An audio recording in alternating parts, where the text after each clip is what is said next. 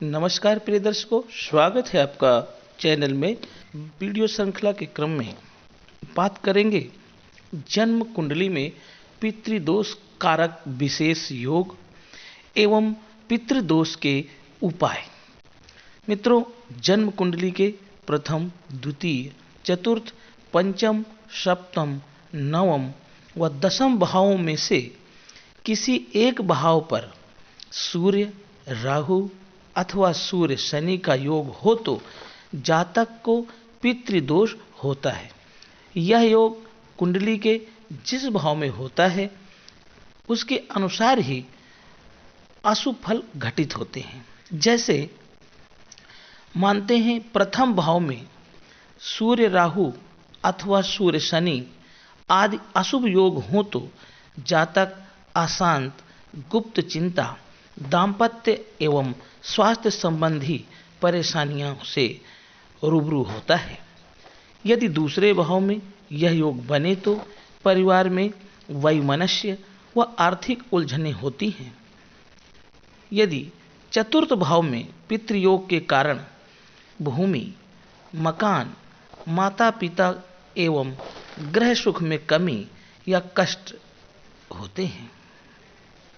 पंचम भाव में उच्च विद्या में विघ्न व संतान सुख में कमी होने के संकेत मिलते हैं।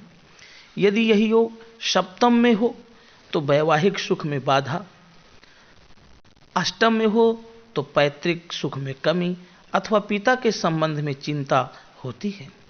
यदि नवम में यह योग घटित हो तो भाग्योन्नति में बाधाएं तथा दसम भाव में यदि पितृदोष हो तो सर्विस या कार्य व्यवसाय संबंधी परेशानियां होती हैं इत्यादि। प्रत्येक भाव के अनुसार फल का विचार करें। सूर्य यदि नीच राशि का होकर राहु या शनि के साथ पड़ा हो तो पितृदोषकृत अशुभ फलों में और भी अधिक वृद्धिकारक होता है। किसी कुंडली में लग्नेश ग्रह यदि त्रिक, छठे, आठवें, 12वें भाव में स्थित हो तथा राहु लग्न भाव में हो तो भी पितृदोष होता है। पितृयोग कारक ग्रह पर यदि त्रिक, 6, 8, 12 भावेश एवं भावों के स्वामी की दृष्टि अथवा युति आदि का संबंध भी हो जाए तो अचानक वाहन आदि के कारण दुर्घटना का भय, भूत प्रेत बाधा, ज्वर, चक्षु रोग, तरक्की में रुकावट या बनते कार्यों में विघ्न, अपयश, धन हानि आदि अनिष्ट फल घटित होते हैं। ऐसी स्थिति में रविवार की संक्रांति या रविवासरी अमावस को ब्राह्मणों को भोजन तथा लाल वस्तुओं का दान दक्षिणा सहित करना तथा पितरों का तर्पण करने से पितृ आदि दोषों की शांति होती है। चंद्र राहु, चंद्र केतु, चंद्र बुध, चंद्र शनि आदि योग भी पितृदोष की भांति मातृदोष कहलाते हैं। इनमें चंद्र राहु एवं सूर्य राहु योगों को ग्रहण योग तथा बुध राहु को जड़त्व योग कहते हैं। इन योगों के प्रभाव स्वरूप भी भावेश की स्थिति अनुसार ही अशुभ फल प्रकट होते हैं। सामान्यतः चंद्र राहु आदि योगों के प्रभाव से माता अथवा पत्नी को कष्ट, मानसिक तनाव, आर्थिक परेशानियां, गुप्त रोग, भाई बंधुओं से विरोध, अपने भी पराये जैसा व्यवहार रखने लगते हैं। ये फल घटित होते हैं।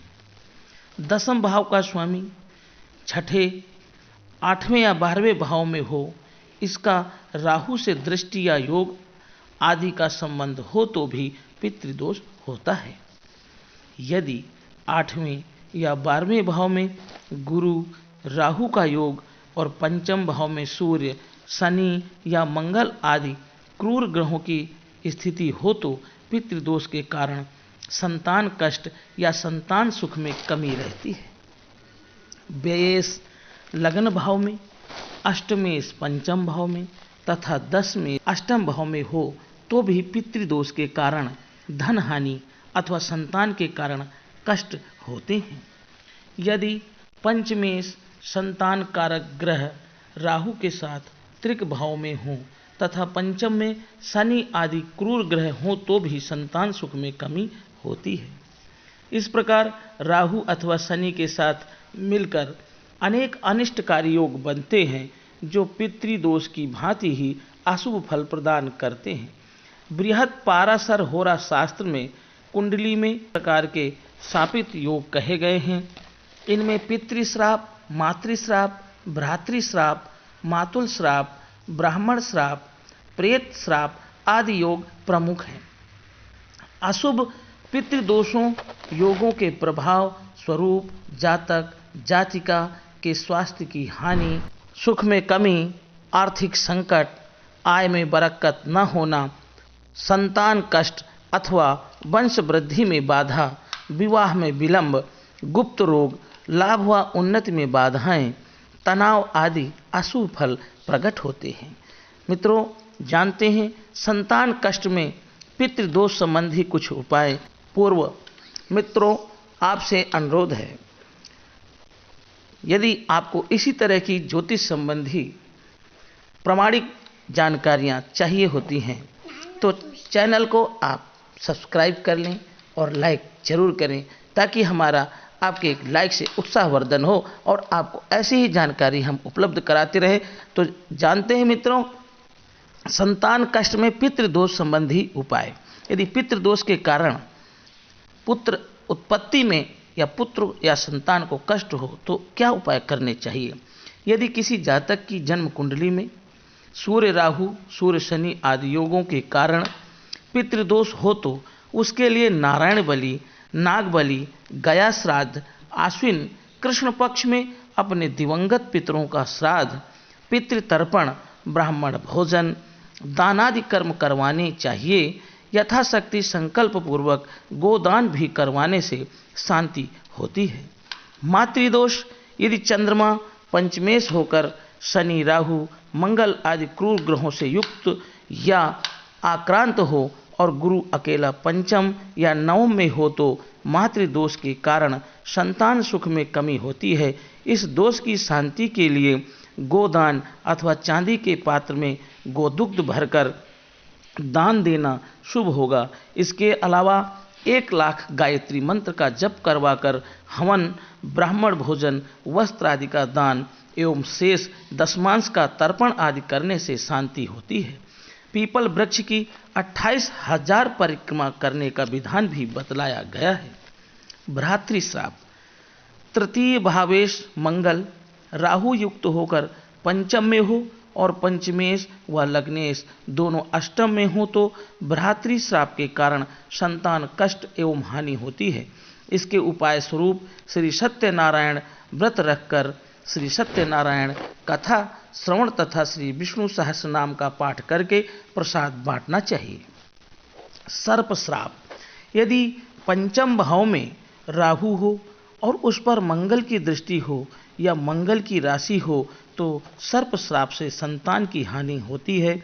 इसके उपाय स्वरूप नारायण नाग बलि विधि पूर्वक करवाना चाहिए तथा ब्राह्मणों को यथाशक्ति भोजन, वस्त्र, गौ, भूमि, तिल, चांदी, स्वर्ण आदि का दान करना चाहिए। ब्राह्मण श्राप, यदि गुरु की राशि धनु मीन पर राहु हो, पंचम में गुरु, मंगल व शनि हो तथा नवमेश ग्रह अष्टम में हो तो ब्राह्मण श्राप से संतान का क्षय होता है। इस श्राप की शांति हेतु मंदिर में या सुपात्र ब्राह्मण को श्री लक्ष्मी नारायण की मूर्तियों का दान तथा यथाशक्ति कन्यादान, बछड़े सहित गोदान, शय्यादान, दक्षिणा सहित करना शुभ होता है। मातुल श्राप, पांचवें भाव में मंगल, बुध, गुरु व राहु हो तो मामा के श्राप से संतान की हानि होती है। उपाय स्वरूप किसी मंदिर में श्री विष्णु प्रतिमा की स्थापना कराना तथा लोकहितार्थ पुल, तालाब, नल या पियाऊ लगवाने से पुत्र संतति और संपत्ति में वृद्धि होगी। प्रेत श्राप, जब किसी जातक की कुंडली के पंचम भाव में शनि, रवि हो और सातवें में क्षीण चंद्र हो तथा लग्न में राहु तथा 12वें भाव में गुरु हो तो प्रेत श्राप के कारण वंश वृद्धि में बाधाएं उत्पन्न होती हैं। इसके अतिरिक्त यदि किसी जातक द्वारा अपने दिवंगत पितरों के श्राद्ध आदि कर्म ठीक से न किए जा सके हों अथवा दिवंगत माता पिता की उचित सेवा न की जा सकी हो तो भी प्रेत पिशाच आदि के कारण वंश वृद्धि में बाधाएं होती हैं। उपाय स्वरूप भगवान शिव का पूजन करवाकर विधिवत रुद्राभिषेक करवाना चाहिए तथा ब्राह्मणों को भोजन, वस्त्र, फल, गोदान, दक्षिणा आदि यथाशक्ति करना शुभ होगा। और गया जी, हरिद्वार, प्रयाग आदि तीर्थों पर स्नान, दान आदि करने से भी लाभ एवं शुभ फलों की प्राप्ति होगी। पितृदोष की शांति हेतु कुछ अन्य उपाय भी बता रहे हैं। उपरोक्त उपायों के अतिरिक्त सामान्य उपाय करने से भी पितृ आदि दोषों की शांति में लाभ प्रदायक सिद्ध होंगे। अपने ग्रह की दक्षिण दिशा की दीवार पर अपने दिवंगत पूर्वजों के फोटो लगाकर उन पर हार चढ़ाकर सम्मानित करना चाहिए तथा उनकी मृत्यु तिथि पर ब्राह्मणों को भोजन, वस्त्र एवं दक्षिणा सहित दान, पितृतर्पण, श्राद्ध कर्म करने चाहिए। जीवित माता पिता एवं भाई बहनों का भी आदर, सत्कार और धन, वस्त्र, भोजन आदि से सेवा करते हुए उनके आशीर्वाद ग्रहण करते रहें। हर अमावस को अपने पितरों का ध्यान करते हुए पीपल पर कच्ची लस्सी, गंगा जल, थोड़े काले तिल, चीनी, चावल, जल, पुष्प आदि चढ़ाते हुए ओम पितृभ्यः नमः इस मंत्र का पितृ सूक्त का पाठ करना शुभ होगा।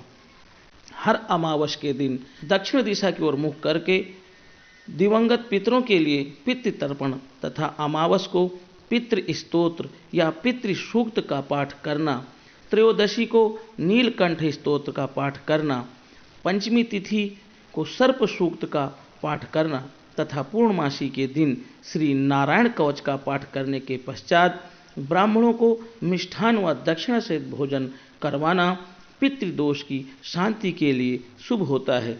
हर संक्रांति, अमावस एवं रविवार को सूर्य देव को ताम्र बर्तन में लाल चंदन, गंगा जल, शुद्ध जल डालकर बीज मंत्र पढ़ते हुए 3 बार अर्घ्य देवें। नियमित श्राद्ध के अतिरिक्त श्राद्ध के दिनों में गौओं को चारा तथा कौओं, कुत्तों व भूखों को खाना खिलाना चाहिए। श्राद्ध के दिनों विशेषकर अंडा, मीट, शराब आदि तामसिक भोजन तथा पराये अन्न से परहेज करना चाहिए। सोमवार के दिन आक के 21 पुष्पों, कच्ची लस्सी, बिल्व पत्रादि सहित श्री शिव जी की पूजा करने से पितृदोष का शमन होता है। पीपल वृक्ष पर मध्याह्न को जल, पुष्प, अक्षत, दूध, गंगा जल, काले तिल आदि चढ़ाएं व सायं को दीप जलाएं तथा नाग स्तोत्र, महामृत्युंजय मंत्र या रुद्र सूक्त या पितृ स्तोत्र, नवग्रह स्तोत्र का पाठ करने से तथा ब्राह्मण भोजन कराने से पितृ आदि दोष की शांति होती है। कुल देवता एवं इष्ट देव की भी पूजा कर अर्चना करनी चाहिए। किसी गरीब कन्या के विवाह या बीमारी में सहायता करें। इसके अतिरिक्त सर्प पूजा, ब्राह्मणों को गोदान, कुआं या प्याऊ लगवाना, पीपल व बरगद के वृक्ष लगवाना, विष्णु मंत्रों का जप करना, श्रीमद् भगवद गीता का पाठ करना, माता पिता का आदर करना, पितरों के नाम से अस्पताल, मंदिर, विद्यालय, धर्मशाला आदि बनवाने से भी पितृ आदि दोषों की शांति होती है। मित्रों, पितृदोषों की शांति के लिए किसी विद्वान पंडित जी से परामर्श करने के उपरांत ही ये उपाय करने चाहिए। पितृ दोष संबंधी योग उपाय और वैवाहिक काल सर्प योग, वैवाहिक विलंब संबंधी अनेक दोषों की शांति हेतु आप हमारे इस मोबाइल नंबर पर हमसे संपर्क कर सकते हैं। 9760888366 97 60 88 83 66 इस नंबर पर आप संपर्क करके हमसे परामर्श ले सकते हैं। आपकी हर संभव सहायता करेंगे। हर हर महादेव।